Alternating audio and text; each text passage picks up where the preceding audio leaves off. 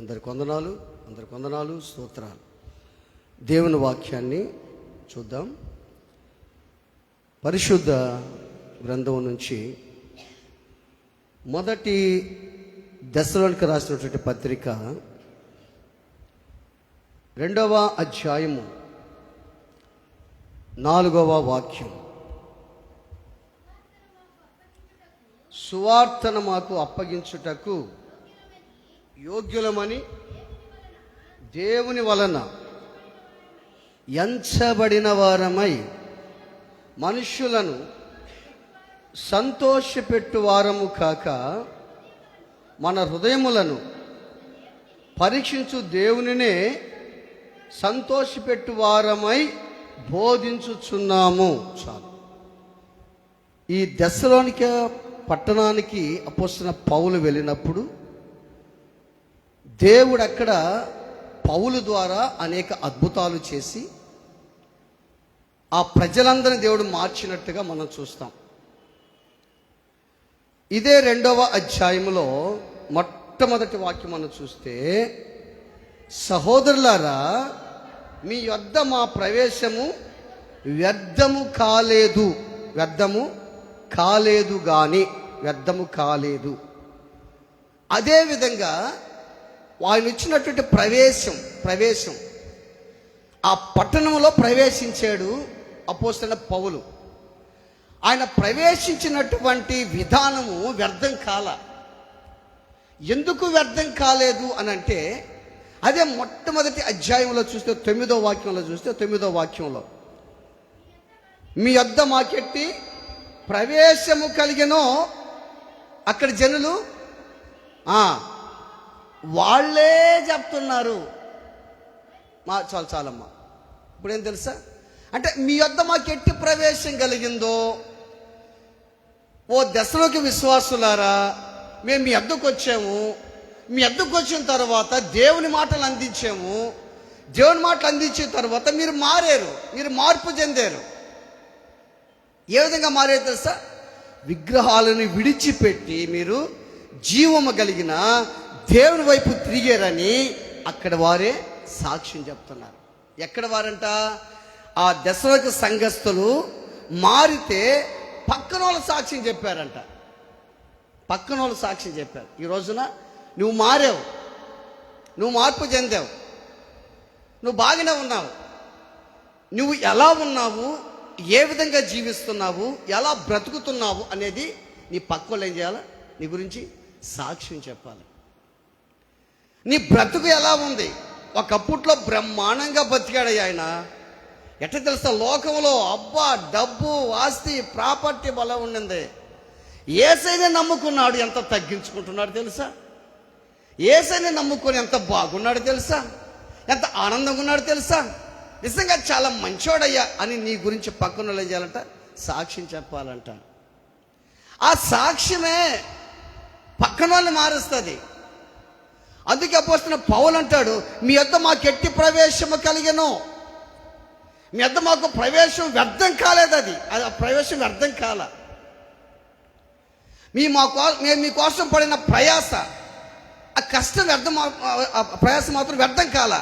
కానీ మేము పడినవే ప్రయాస, ఆ ప్రయాస అనేది వ్యర్థం కాని ప్రయాస. దీనికి మీరు మారినట్టుగా, మీ జీవితాలు మారినట్టుగా అక్కడ ప్రజలే సాక్ష్యం చెప్తున్నారు. ఏమని? మీరు జీవము కలిగిన దేవుని వైపు తిరిగారు. ఏ విధంగా తెలుసా? విగ్రహాలు మీరు విడిచిపెట్టి విసర్జించేశారు, నాకు వద్దనుకున్నారు. ఒకప్పుట్లో నువ్వు ఏదైతే చేస్తున్నావో అది వద్దనుకున్నావు. ఒకప్పట్లో మనం ఏది చేసామో, యేసుని నమ్ముకున్న తర్వాత మళ్ళీ అదే చేస్తే ఇక తేడా ఏముంది చెప్పండి? తేడా ఏముంది? బైబిల్లో ఉంది కదా, ఏది తినొచ్చో ఏది తినకూడదో అని బైబిల్ చెప్తుంది. కొత్త నిబంధనలు ఏముంది?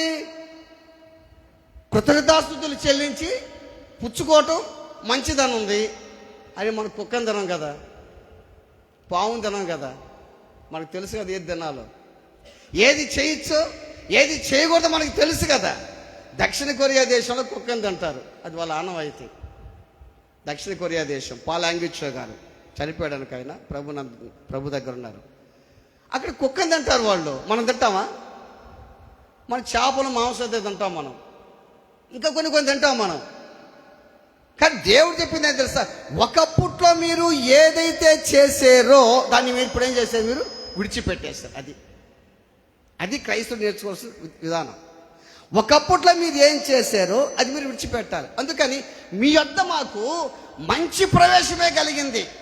మీ యొద్ద మాకు మంచి ప్రవేశం. ఇక్కడ చూస్తే దాని కింద చూస్తే మనం, మీరు ఎరిగినట్టే మేము ఫిలిప్పులో ముందు శ్రమపడి, రెండో అధ్యాయంలో 2వ వచనం, ఫిలిప్పులో శ్రమపడి అవమానము పొంది ఎంతో పోరాటముతో దేవుని సువార్తను మీకు బోధించుటకై మన దేవుని యందు ధైర్యము తెచ్చుకుందుమని మీకు తెలియను. ఫిలిప్పులు ఎంతో కష్టపడ్డాం మేము. ఎవరు కష్టపడింది? అపోస్తుడైన పౌలు. ఏ విధంగా కష్టపడ్డాడు ఫిలిప్పులో? మీరు చెప్పండి.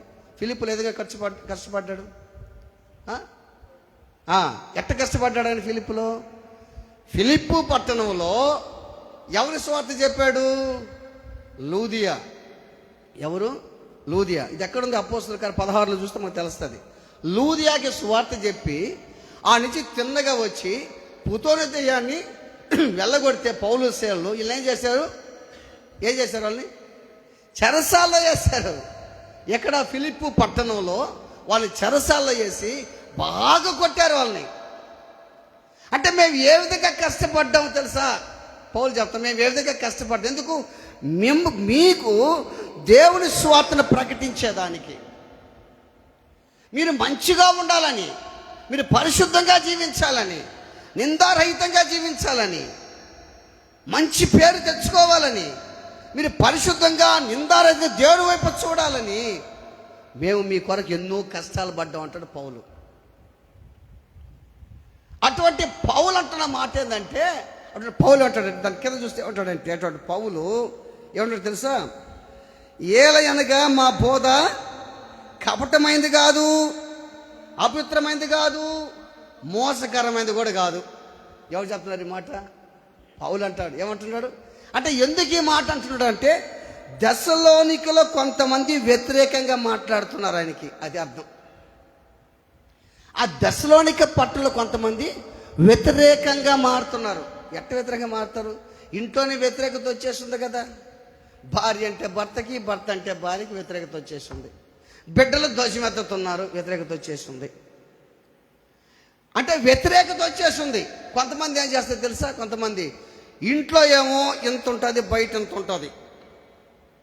ఇంట్లో ఇంత సమస్య ఉంటుంది ఇంట్లో, ఆ ఇంట్లోది కప్పెట్టి బయట ఉంటారంటే, అవును వాడు ఇటు పోయినట్టు నిజమేనా, ఆమె ఇటు పోయినట్టు నిజమేనా అంటే వ్యతిరేకపు మాటలు, ప్రజలు మాట్లాడే మాటలు అట్టుంటుంది. ఆలోచన చేయండి. అంటే పౌలుకి వ్యతిరేకంగా మాట్లాడుతున్నారు. పౌలు కష్టపడి పరిచర్య చేస్తుంటే ఆ ఫిలిప్పు పట్టణంలో ఎన్నో కష్టాలు పడితే, బాధలు పడితే, చెరసాల్లో హింసించాన్ని కొట్టితే, రక్త గాయాలతో మళ్ళీ కడుక్కొని దేవుని సువార్త ప్రకటిస్తుంటే, ఆ దశలోకి పట్టణానికి వచ్చి వాళ్ళకి సువార్త ప్రకటిస్తుంటే, ఆ ప్రయాస వ్యర్థ కదా వాళ్ళు మెచ్చుకుంటుంటే, ఆ ప్రజలకు వ్యతిరేకంగా మాట్లాడుతున్నారు. కొంతమంది ప్రజలు వ్యతిరేకంగా మాట్లాడతారు కదా. కొంతమంది ప్రజలు, ఒక తల్లికి బిడ్డలు పుడితే ఎట్టుంటుంది ఆలోచించి. ఒక తల్లికి బిడ్డలు పుడతాడు, 3, 4, 5 మంది ఉంటారు, 6 మంది ఉంటారు అనుకో. 6 మంది మెచ్చుకోరు తల్లిదండ్రులని. ఖచ్చితంగా మా అమ్మ నాయన వాడిని మాత్రమే బాగా చూస్తారు, ఈయన్ని మాత్రమే బాగా చూస్తారు. వ్యతిరేకత, ప్రజల వ్యతిరేకత ఉంటుంది. అందుకని ఇప్పుడు అపోస్తలుడు పౌలు అంటాడు తెలుసా, మా బోధ ఏంటంటే, మా బోధ కపటమైనది కాదు, అపవిత్రమైనది కాదు, మోసయుక్తమైనది కాదు. మేము బోధించే బోధలు మోసయుక్తమైన కాదు. నీ మాటలు, మన మాటలు మోసయుక్తమైన మాటలు ఇవే. ఎట్లా మోసం ఉందో తెలుసు ఈ రోజుల్లో. ఎట్లా తెలుసా మోసం? మీరు రీసెంట్గా చూసారో లేదో, కొడవలూరు మండలం మిక్కిలింపేట చూశారు ఫోన్లో మీరు? మిక్కిలింపేట భార్య, తల్లి, కొడుకు కలిసి భర్తను చంపేశారు. తల్లి, కొడుకు ఏంది ఆస్తి కోసం అంట. దేనికోసం? ఆస్తి కోసం ఆ కట్టుకున్న భర్తని ఎట్ట చంపారు కూడా అర్థం కావట్లే ఇప్పుడు. ఆలోచన మోసం అయిపోయింది.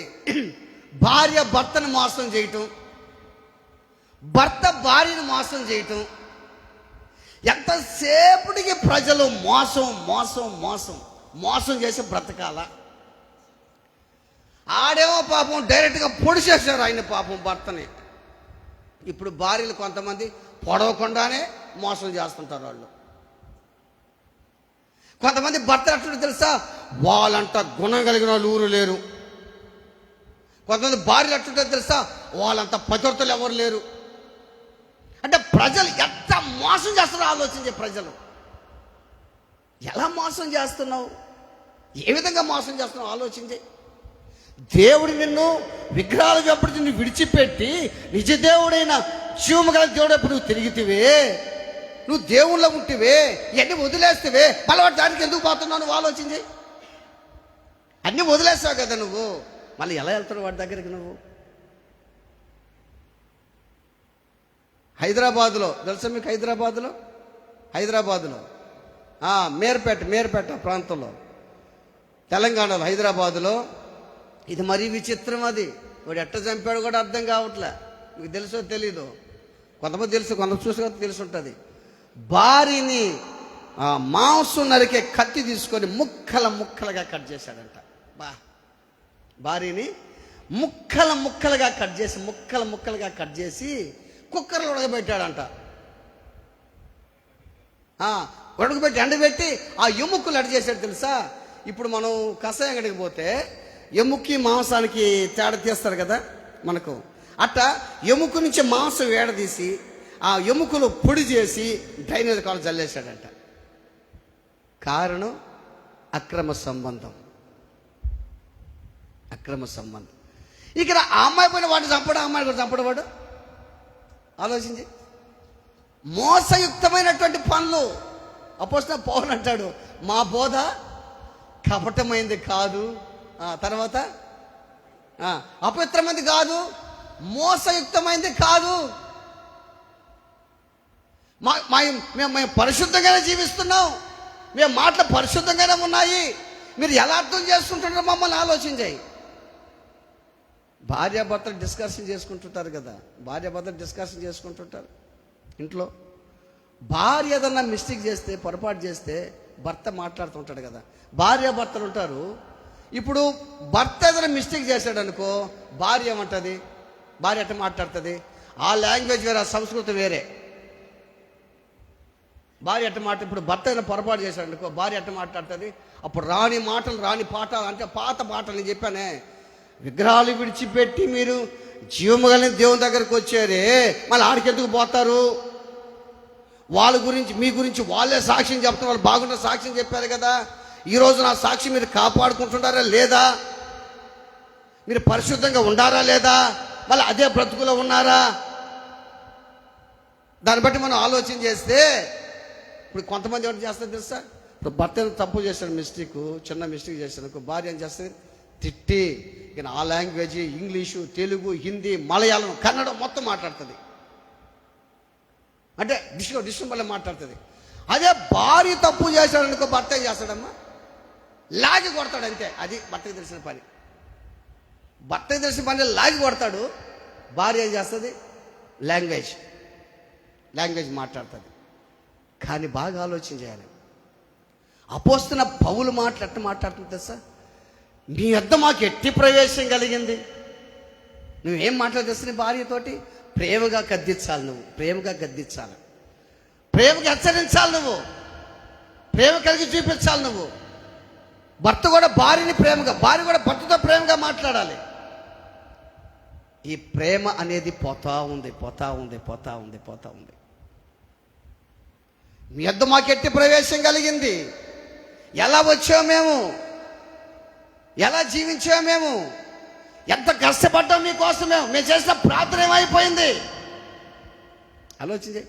మీకోసం కాపర్లు అంత ప్రార్థన చేస్తున్నారు. మీకోసం నువ్వు ప్రార్థన చేసుకోకపోయినా నీ కోసం కాపరి ప్రార్థన చేస్తున్నాడు. ఆలోచించి దేవుని బిడ్డారా, జ్ఞాపకం చేసుకోండి. మా బోధ ఎటువంటిది తెలుసా? కపటమైంది కాదు, తర్వాత అబద్ధమైంది కాదు, తర్వాత మోసయుక్తమైన బోధ అసలు కానే కాదు. సువార్తను మాకు అప్పగించుటకు యోగ్యులమని దేవుని వల్ల ఎంచబడిన వారమై మనుషులను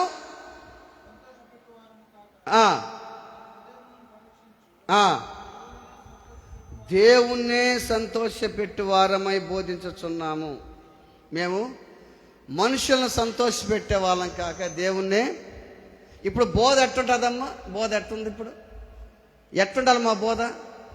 మా బోధ మిమ్మల్ని సంతోషపెట్టాలన్నా దేవుణ్ణి సంతోషపెట్టాలన్నా? చెప్పండి.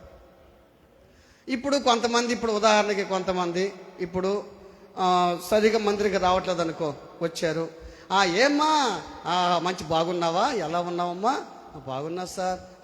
నువ్వు రాకపోయినా పర్వాలేదు, బల్లని ఇంటికి తీసుకొస్తానమ్మంటే ఎట్టుంటుంది? నువ్వు రాకపోయినా పర్వాలేదమ్మా, నేనే బల్ల తెస్తా ఇంటికి, నేనే ప్రభు బల్ల ప్లేట్లో పెట్టుకొని నేను ఇంటికి తీసుకొచ్చి నీకు బల్ల ఇస్తా ఉంటానమ్మా, నువ్వు రాకపోయినా పర్వాలా అంటే నన్ను ఏమనుకుంటుందాని? మా పాస్టర్ అంతా మంచోడు ఎవరు లేరు, మా పాస్టర్ అంత మంచోడు ఎవరు లేరు. మా పాస్టర్ చాలా ఇప్పుడు ఏదైనా మిస్టేక్ జరుగుతుంది చర్చిలో, ఖండిస్తే అట్టుంటుంది. పాస్టర్ మంచోడు కాదు. అమ్మ ఏం తేడా, ఏం జరిగింది? ఇప్పుడు ఏదన్నా సమస్య తగాదా జరుగుతుంది. ఉదాహరణకి సునీలు మన పీట పడినకు ఉదాహరణ చెప్తుంటా. ఇప్పుడు సునీలు ఏదో తప్పు చేశాడు, పీటపాల పక్షాన తప్పు చేశాడు అనుకో. తప్పు చేస్తే ప్రజలందరూ తప్పు చేశాడు సార్, తప్పు చేశాడు అంటున్నారు. నేను వచ్చాను దగ్గరికి, ఏం జరిగిందిరా చూసాను అంటే అంటున్నారు, మా సునీల్ అటువంటి వాడు కాదు అంటే తెలుసు నాకు, ఏది తప్పు చేశాడని తెలుసు. మా సునీల్ అటువంటి వాడు కాదు. మా సునీల్ ఏదో తప్పు చేశాడు. ఎవరు నీతి మాత్రం ఉన్నారయ్యా? ఎవరు పతివర్తలు ఉన్నారయ్యా? ఒకరు అన్నారు, మా ఓడు మగోడు యాడన్న తిరగతాడు. మా ఓడు మగోడు యాడన్న తిరుగుతాడు. తిరుగు అంటే ఆ మాట వాడికి ఎట్టుంటుంది? మా అమ్మ ఎట్టన్నది నన్ను, ఇంకా మూడు పెగ్గులు తాగుతాడు వాళ్ళ వాడు బాగా. నువ్వు చేసేది తప్పురా అంటే ఎట్టుంటుంది? ఇప్పుడు కాపరి సందేశం ఎట్టుంటుంది? చర్చికి రాకపోయినా పర్వాలా, ఏం కాదు ఇంట్లోనే ఉండు, అబ్బా ఏమి నువ్వు చర్చికి రా అంటే, ఈ పాశ్చేంద్రనైనా ఒకటే చర్చికి పిలుస్తున్నాడా?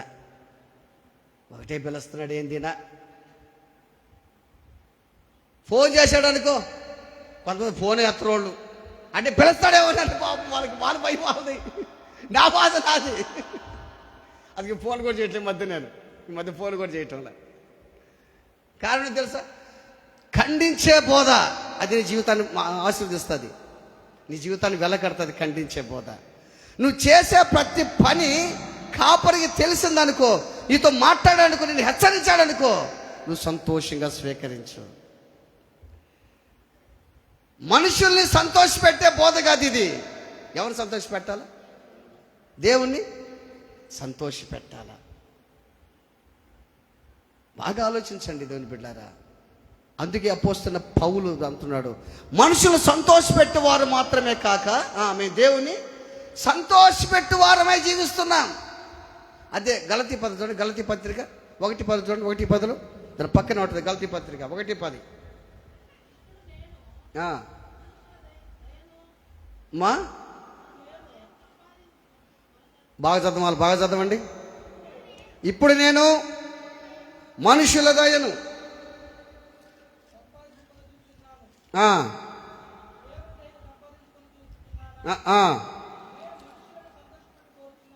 బాగానండి. నేను మనుషులను సంతోషపెట్ట కోరుచున్నానా? నేను ఎప్పటికీ మనుషులను సంతోషపెట్టువాడనైతే క్రీస్తు దాసుడును కాకపోయేదను. హల్లెలూయా, హల్లెలూయా. వింటున్నారా మీరు?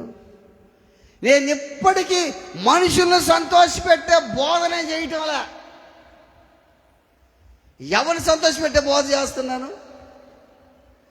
నీ ప్రవర్తన మార్చుకొని చేస్తున్న బోధ, ఎన్నాళ్ళిట్టే జీవితం చేస్తున్న బోధ, ఎంతవరకు ఇదే విధంగా జీవితం చేస్తున్న బోధ.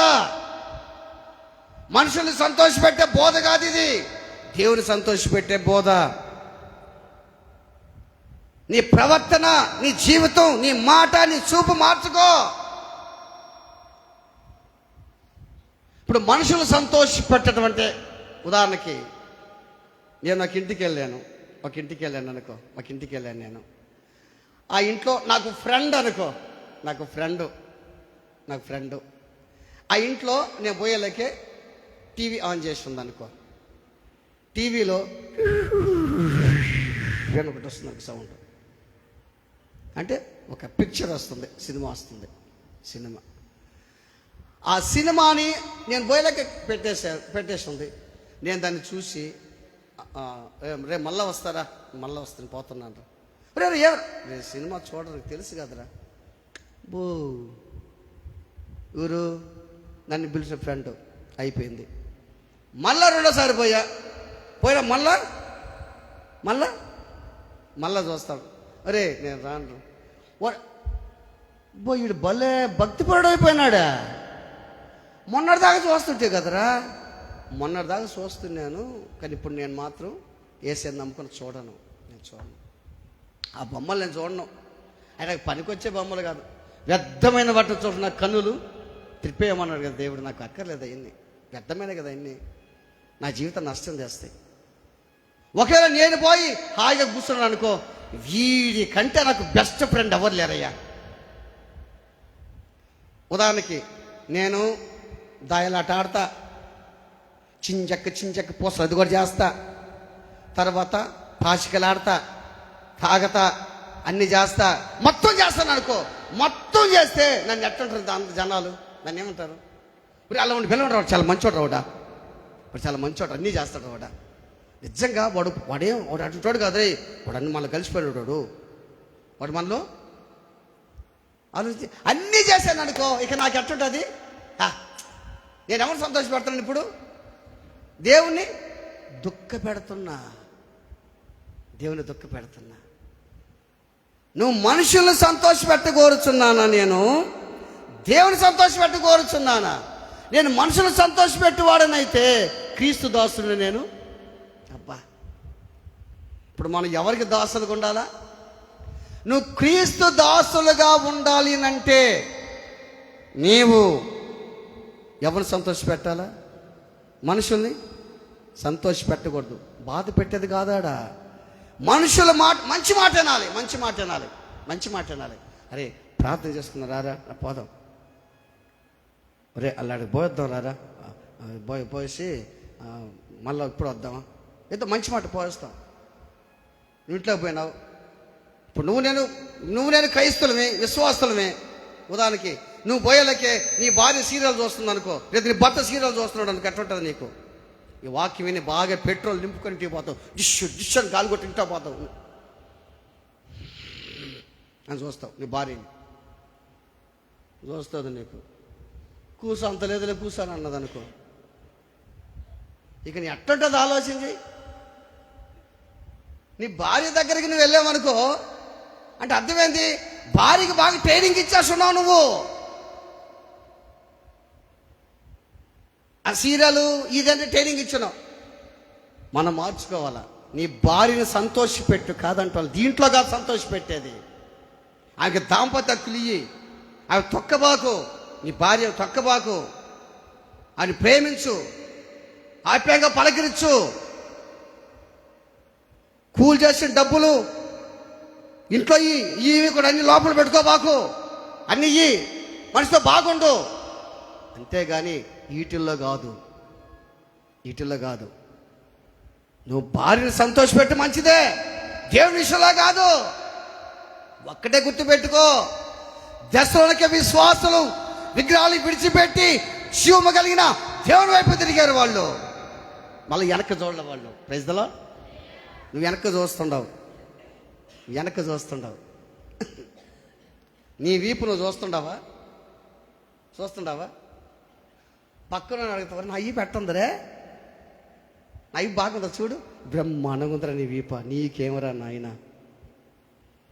నువ్వెంత బాగుంటావో తెలుసా, నీ భార్య బాగుండదు, నువ్వెంత బాగుంటావో తెలుసా, నీ భర్త బాగుండడు.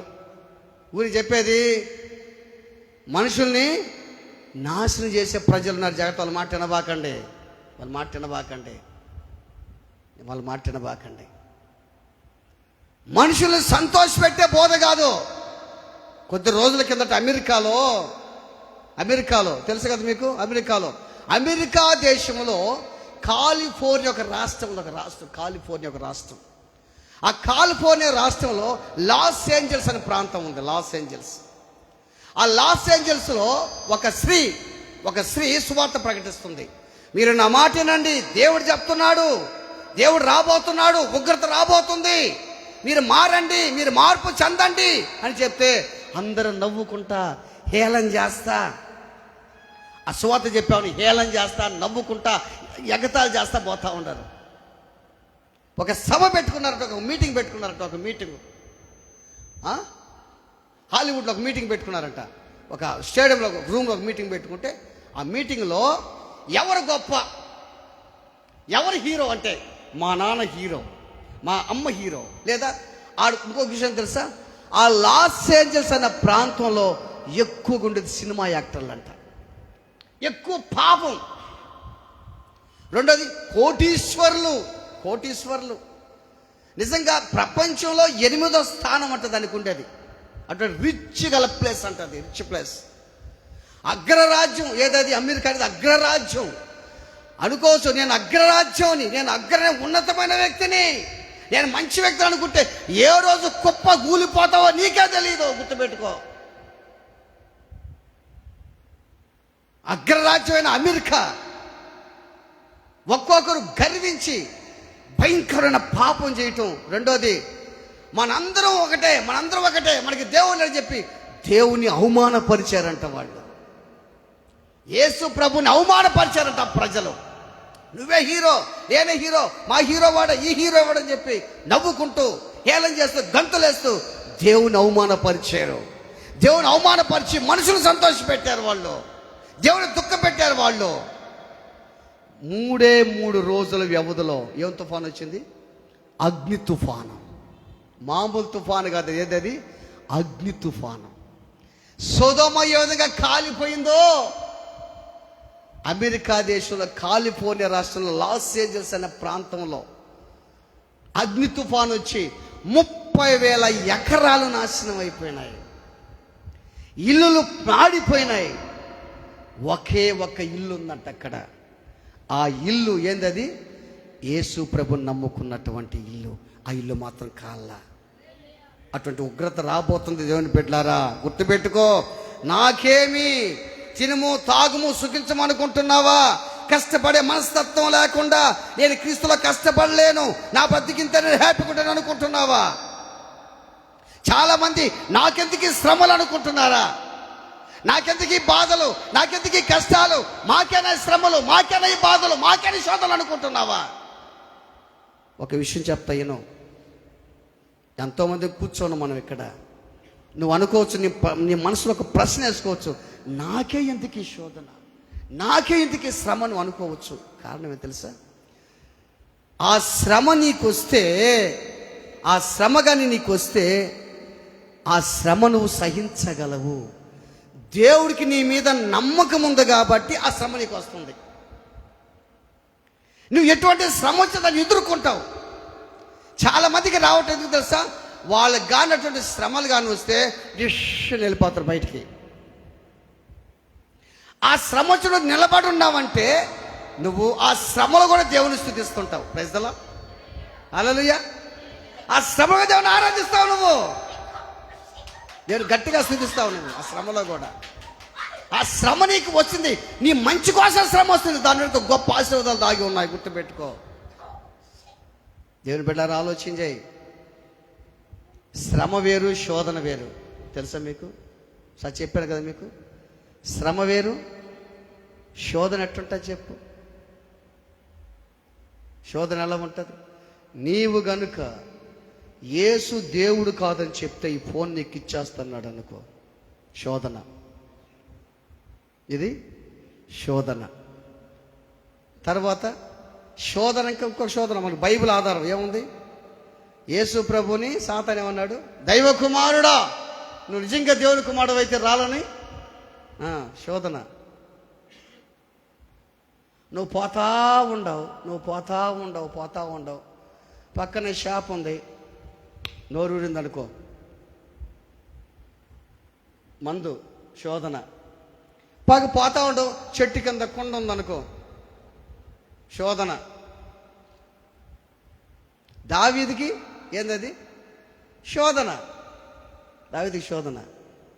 శ్రమ వేరు, మళ్ళా శ్రమ వేరు. నువ్వు ప్రార్థన చేస్తూ ఉంటావు 30 రోజుల దాకా ఎవరిని కూడా పూజ చేయకూడదు, ఆయన్నే పూజించాలి. ఎవరిది అది? దానియేలుని. అది శ్రమ. ఏడేశారు ఆయన్ని. ఇప్పుడు నువ్వు శ్రమలో ఉన్నావు, అప్పుల్లో ఉన్నావు, కష్టాల్లో ఉన్నావు, శోధనలో ఉన్నావు. మనం తెచ్చుకున్న అప్పులు వేరు, దుబారకు పెట్టే ఖర్చులు వేరు. బైబిల్ ఒక వ్యక్తి ఉన్నాడు కదా, ఎవరైనా ఎలీషా దగ్గరికి వచ్చారే, ఏమని? అయ్యా నా భర్త చనిపోయాడు, మీకు తెలుసు, నా భర్త భక్తి గల దైవజనుడు, అప్పులు చేసి చనిపోయాడయ్యా, కానీ వాళ్ళు వచ్చి ఇప్పుడు మా బిడ్డల్ని తీసుకోపోవాలంటున్నారు. ఎలీషా ఒక సలహా చెప్పాడు, పాటించారు. బాగా గుర్తుపెట్టుకో, దాన్ని బాగా ఆలోచన చేస్తే కొంతమందికి అప్పులు సామాన్యంగా తీరవు, కొంతమంది తీరిపోతే. ఎందుకు తీరుతాయి తెలుసా? అసలు నిజమైన భక్తిపరుడు అప్పులు చేయడు. అది గుర్తుపెట్టుకోండి. నిజమైన భక్తిపరుడు అప్పులు చేయడు. ఒకవేళ చేస్తే కూడా తీర్చుకునే కెపాసిటీ మనలో ఉండాలి. నీకు ఏదైనా ప్రాపర్టీ ఉండాలి, అమ్మేసి కట్టేయాలన్నమాట. అది రెండోది. ఆ అప్పులు అంటే తీరాయంటే అతను భక్తి కలిగిన కుటుంబం కాబట్టి. Praise the Lord. భక్తి కలిగిన కుటుంబం కాబట్టి అప్పులు తీరిపోయినాయి, అంతే.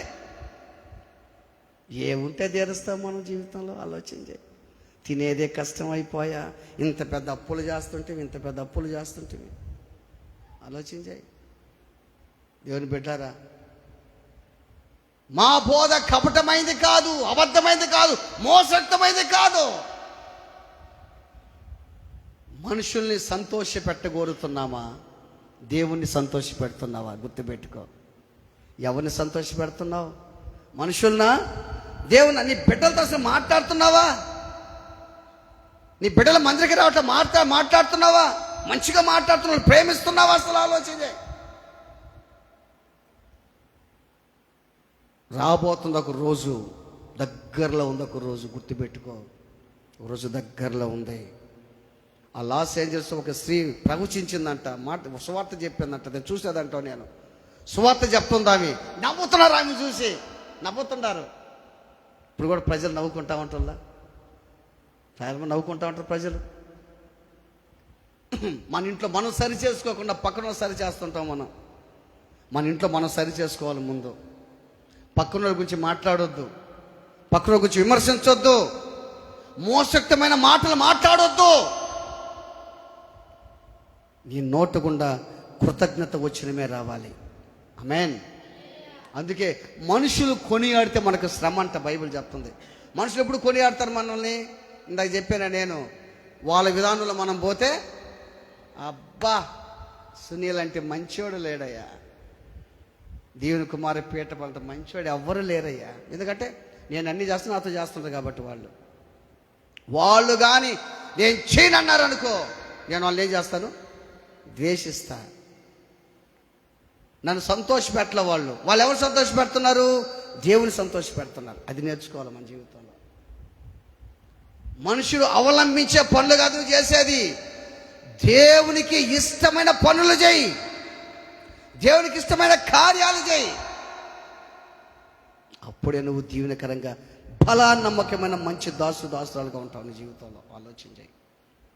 అపోస్తలుడైన పౌలు అంటున్నాడు, మీ యొద్ద మాకు ఎట్టి ప్రవేశం కలిగెను.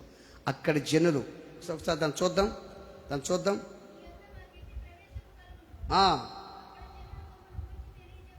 తెలియజెప్పుతున్నారు. విడిచిపెట్టి దాసులగుటకును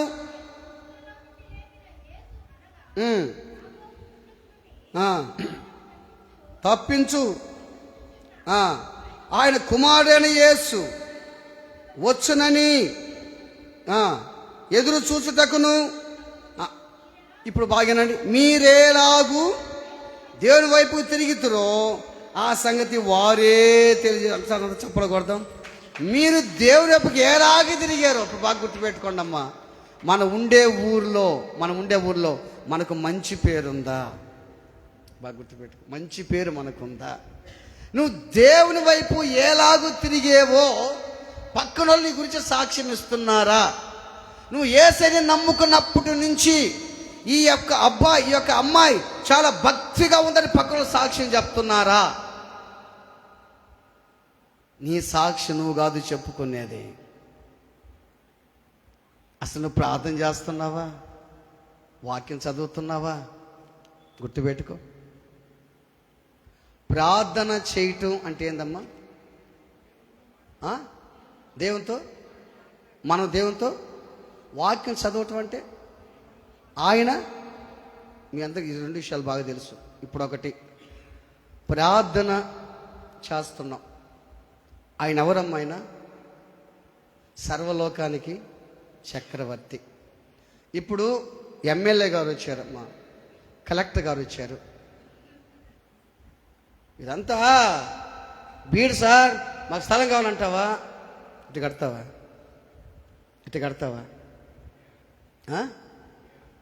దీనంగా చేతులు కట్టుకుని, సార్ మాకు స్థలం లేదు సార్. ఏమో స్థలం లేదు మీకు? ఆయన అట్ట మాట్లాడతాడు. స్థలం లేదా? లేదు సార్, మాకు ఏం లేదు సార్, మా అబ్బాయికి పరిస్థితి బాగాలేదు సార్ అంటావా? కలెక్టర్ ముందే మాట్లాడతావా? మాట్లాడవు కదా, మాట్లాడు. మరి ఆయన ఎవరమ్మా? ఆయన ప్రపంచాన్ని శాసించే దేవుడే. 252-256 దేశాలు మన ప్రపంచంలో, అగ్రరాజ్యం అమెరికా, అన్ని దేశాలు శాసించే దేవుడే ఆయన. ఆయన ముందు ఎట్టుండాల? విరిగిన మనసుతోటి ఒక తండ్రి దగ్గర బిడ్డ ఎట్ట గోజారుతాడో, అవసరం ఎట్ట ఏడుస్తాడో, ఎట్ట తగ్గించుకొని విరిగిన మనసుతో ప్రార్థన చేస్తాడో, అట్ట నువ్వు ప్రార్థన చేస్తే తండ్రి మనసు కరగతుందమ్మా. తండ్రి మనసు కరగతుంది. నిజంగా నీ ప్రవర్తన ఎలా ఉందో తెలుసా? అధికారుల ముందేమో చేతులు కట్టుకుంటావు, దేవుని ముందేమో చేతులు కట్టుకోవు, అసలు దేవుని దగ్గరికి రావు. నువ్వు రాలేదేమని అడిగితే పాస్టర్ నీకు విరోధము, మందిరానికి రాలేదంటే పాస్టర్ నీకు విరోధం అయిపోయాడు. ఆలోచించి, ఎంతమంది ఉన్నారు మనోళ్ళు, ఏ రెట్టపోయారు? మీరు రాలేదంటే పాస్టర్ విరోధం. అదే పాస్టర్ వాళ్ళు వచ్చిన తర్వాత వాళ్ళ దగ్గర ఇంటికి పోయి, మీరు రాకపోయినా పర్వాలేదయ్యా, ఏం కాదు, ఇళ్ళల్లో హాయిగా కూర్చోండి, మీరు హాయిగా ఇళ్ళల్లో చదువుకోండి. స్కూల్కి రావాలి కదమ్మా. ఇళ్ళల్లోనే కూర్చొని చదివితే స్కూల్కి బావద్దా? స్కూల్ పాఠాలు వేరు, ఇంట్లో పాఠాలు వేరు. గుర్తుపెట్టుకోండి. ఇళ్ళల్లోనే కూర్చుంటే అంటే స్కూల్ ఉంది కదా మనకు. ఇది చర్చ్ ఒక స్కూల్ లాంటిది. ఇది దేవుడే చెప్పాడు, మందిరికి రమ్మని దేవుడే చెప్పాడు కదా, బైబిల్లో చెప్పున్నాడు కదా. లేకపోతే మనసు పాపడలే మనం. దేవుడే చెప్పాడు కదా, ఎస్ఐ చెప్పాడు మందిరానికి రమ్మని, దేవుడే చెప్పున్నాడు. ఆలోచించి, వాక్యం చదవటం అంటే దేవుడు మనతో. ఇప్పుడు ఇంకొక అదే విధానికి వస్తాం. మీకు అధికారినితో మాట్లాడుతున్నాడు. అధికారినితో మాట్లాడుతుంటే ఎట్టుంటావు నువ్వు? ఇట్టే కదా ఉంటావు, ఇట్టే ఉంటావు. ఆయన 2 మాటలు 3-4 మాటలు నువ్వు మాట్లాడతావా? ఆయన మాట్లాడుతూ ఉంటాడు. ఆది యందు వాక్యం ఉండెను, వాక్యము దేవుని యొద్ద ఉండెను, ఆ వాక్యమే దేవుడే ఉండెను, ఆ వాక్యము శరీరధారి మన మధ్య సంచరించెను అని మాట్లాడుతూ ఉంటాడు. వాక్యం చదువుతూ ఉంటాడు అనుకో. ఎట్లా చదువుతావు దాన్ని? భక్తి శ్రద్ధలతో చదువుతావు దాన్ని. వాక్యం అయ్యేదే దేవుడు. వాక్యమే దేవుడు, దేవుడే వాక్యం. భక్తి శ్రద్ధలతో వాక్యం చదువుతాను. నేను చాలా తప్పు చేస్తున్నా. నేను చాలా తప్పు చేస్తున్నా. ఎట్ట తప్పు చేస్తున్నా తెలుసా? వాక్యం చదువుతూ ఉంటాను నేను. టక్కన ఫోన్ వస్తుంది, సార్ బాగలేదు ప్రార్థన చేయి, దాన్ని వదిలేస్తా. ప్రభా నీ బిడ్డను కాపాడు, ఆమేన్. దేవుడు ఎట్ట అనిపిస్తుంది? దేవుడికి ఎట్టుంటుంది? దేవుడికి ఎట్టుంటుంది? ఆలోచించి మీరు ఆలోచించి దేవుడికి ఎట్టుంటుంది? ఇప్పుడు నీతో నేను మాట్లాడుతున్నా, ఫిలిప్తో మాట్లాడుతూ ఉన్నా. ఫిలిప్తో మాట్లాడతా, ఏం ఫిలిప్ అదే మధ్యలో మేరం ఎంటర్ అయిందండి. మేరం ఎంటర్ అయింది. అది కాస్త నేను మేరంతో మరి ఫిలిప్కి ఎట్టుంటుంది? ఒరే నేను అన్నకి నా విషయం చెప్పుకుంటే మేరం వచ్చింది. నేను నన్ను మాట్లాడి, ఇప్పుడు ఆయన నన్ను మాట్లాడినాక అంటాడు, అంతే కదా? నన్ను మాట్లాడినాక అంటాడు. ఆయన నాతో మాట్లాడి తర్వాత నాతో మాట్లాడాలి, అంతే కదా? అంతే కదా? దేవుడు నాతో మాట్లాడి తింటా ఉండాలి నేను, అంతే. ఒకవేళ నేను ఫోన్ ఎత్తలేదానికి మీరేమనుకుంటారయ్యా? మీరేమనుకుంటారు చెప్పండి? నేను ఫోన్ చేస్తా, సార్ ఎత్తలా. అరే సార్ ఎక్కడ ఉన్నాడో, ఏం చేస్తున్నాడో? ఆయన ప్రార్థనలో ఉన్నాడు. ప్రార్థనలో కూడా నాకు అలవాటు అయిపోయింది. అది మంచిగా ప్రార్థన చేస్తూ ఉంటా, పెనుగులాడుతూ ఉంటా. అప్పుడు ఫోన్ వచ్చేస్తుంది. సార్ ఫోన్ ప్రార్థన టక్కన ప్రార్థన చేస్తా మళ్ళా. అంటే దేవుడు అంటాడు, ఏందిరా నువ్వా 10 మందికి బోధిస్తా, నువ్వేంద్రా ఇట్టున్నావురా నాయన అంటాడు. నన్నే దేవుడు అంటున్నాడు. నేను చేసే తప్పదే.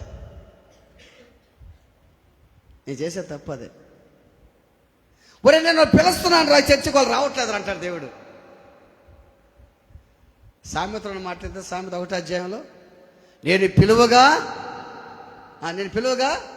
మీరు వినకపోతురి, అందుకని మీకు భయం పుట్టే నేను నవ్వుతా. ఊరికి గుడికి రాని వాళ్ళకి గుర్తుపెట్టుకో. దేవుడు పిలుస్తున్నాడు. నేను చాలాసార్లు ప్రార్థన చేస్తా, ప్రభా నువ్వు తీసుకురా. చిన్న బిడ్డ అయితే నేను లాక్కొని వస్తానయ్యా, పెద్దవాళ్ళు కదా ప్రభా, వాళ్ళు నన్ను లాక్కపోతారయ్యా, అయ్యా నువ్వు తీసుకురయ్యా అని ప్రార్థన చేస్తా. నేను చేయగలి దేవుడు నాతో మాట్లాడాడు, ఒరే నేను పిలవకుండా ఉండానా? నేను నీ మొర వింటున్నాను రా, వాళ్ళని రమ్మంటున్నా, వాళ్ళు రావట్లే. నేను బలవంతం చేసేవాడిని కాదు. Praise the Lord. నేను బలవంతం చేసేవాడిని కాదు. నేను పిలుస్తున్నా, రా అని పిలుస్తున్నా. నేను వస్తాలేపో అంటున్నాడు. నేను రా అంటా, వస్తా. అందుకే దేవుడు అంటాడు, నేను పిలవగా మీరు వినకపోతే, మీకు భయం పుడితే నేను నవ్వుతా, మీకు ఆపద వస్తే అపహాస్యం చేస్తా. అబ్బా ఆ మాటలు వింటుంటే సామెతల గ్రంథంలో దేవుని దగ్గరికి రావట్లే. నువ్వు బాగా గుర్తుపెట్టుకో దేవుని బిడ్డారా. లాస్ ఏంజల్స్ అనే ప్రాంతంలో ఘోరమైన కార్యం మనకు రాబోతుంది. మనకి వేరే విధంగా రావచ్చు. వేరే విధంగా మనకు రావచ్చు. తరుక్కొని కొట్టొచ్చు మనల్ని, తరుక్కొని కొట్టొచ్చు మనల్ని, చంపొచ్చు మనల్ని. మనుషులు సంతోష పెట్టద్దు. ఆ రోజు ఒక విషయం చెప్పేది అంటారా? ఆ రోజులు వస్తే చర్చికి వచ్చే వాళ్ళు కొంతమంది వాడు అనుచరులు ఉంటారు. ఎవరు తెలుసా? మారనోళ్ళు, దేవుని ఆత్మ లేనోళ్ళు, మార్పు చెందనోళ్ళు. ఈ రోజున మనుషులు సంతోష పెట్టక ఏమైనా సంతోష పెడదాం? దేవుని సంతోష పెడదాం. పక్కనోడు నీకు వ్యతిరేకమైన మాట ఏదైనా చెప్తుంటే వినబాకు అంతే, వచ్చేయి. నువ్వు అర్థంకి వస్తే నువ్వు వాడిని రక్షిస్తావు. Praise the lord. వాడు నీ ద్వారా మారిపోతాడు. వాడు ఆలోచిస్తాడు, వీళ్ళ మార్పు వచ్చింది అనుకుంటాడు. కనుక ఈ రోజున అపోస్తలుడైన పౌలు అంటాడు, మా బోధ కపటమైంది కాదు, మోసయుక్తమైంది అసలు కాదు, అబద్ధమైంది కాదు, అసలు కాదు. కనుక గుర్తుపెట్టుకో, నీ నోటుకుండా కపటమైన మాటలు రాకూడదు. గుర్తుపెట్టుకో, అబద్ధాలు రాకూడదు. గుర్తుపెట్టుకో, మోసయుక్తమైన మాటలు. ఎవరిని మోసం చేస్తున్నావు? నీ పక్కనోడిని మోసం చేస్తున్నావా? నీ పక్కన స్నేహితురాలని మోసం చేస్తున్నావా? నీ పక్కన భార్యను మోసం చేస్తున్నావా? భర్తను మోసం చేస్తున్నావా? తల్లి తండ్రిని మోసం చేస్తున్నావా? గుర్తుపెట్టుకో. అటువంటి మాటలు మాట్లాడకుండా, అటువంటి పద్ధతులు లేకుండా దేవుని వైపు చూద్దాం. మనకు ఒక్కటి రావాలి, మనం విగ్రహాలను విడిచిపెట్టాం, జీవం కలిగిన దేవుని దగ్గరికి వచ్చాం. మనం వచ్చినట్టు మన పక్కల మన గురించి ఏం చెప్పాలి? సాక్ష్యం చెప్పాలి. ప్రార్థన చేసుకుందాం. తల్ల ఉంచి కళ్ళు మూసుకుందాం.